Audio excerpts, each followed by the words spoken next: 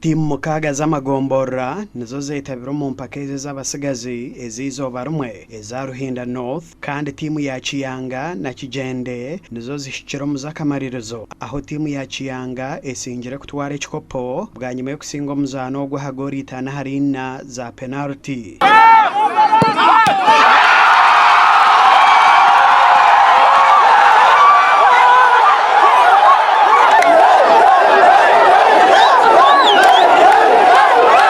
Turenda urugayo tukakora timu ejo niyo turabe turareba ngo abana bitu abarerwa muri Ruhinda North babase kukwatagana na timu zezindi eziraruga nkambarara muheru shange twekana national level.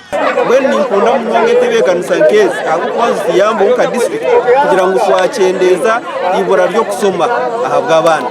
Bweni yenda kubasima kandi ukasimana nabetabiro mu mpakezo hamwe n'abaorganizers. Omuganda makuru timu y'ompira gw'ebijere eyitendekero rya Isabat erizoba yayanjura abazani abarukwija kukozesa omumpaka za ligi y'amatendekero ga Uganda ezo mwaka ogwo. Omukoro gwo kwanjura abazani gwabahambuga nkoro z'itendekereri. Isabat eryo mu group yo kubanza erimu ba champions ba season ehwire abankomba University, Bustema hamwe na IUIU. Fe twetegese tugezezaako okulaba nkumba bwesamba, tugezezaako okulaba opponents baffe basamba, naffe tujja kusamba our way, and our way ejja kutuleetera okuwangula omupiira oyo ejo. Tuyina kwekwatakwata tusobole okuva mu group stages okuzisamba obulungi, tulina kwata game ku game tusobole okujjayo ekyamakulu mu games zino ezijja.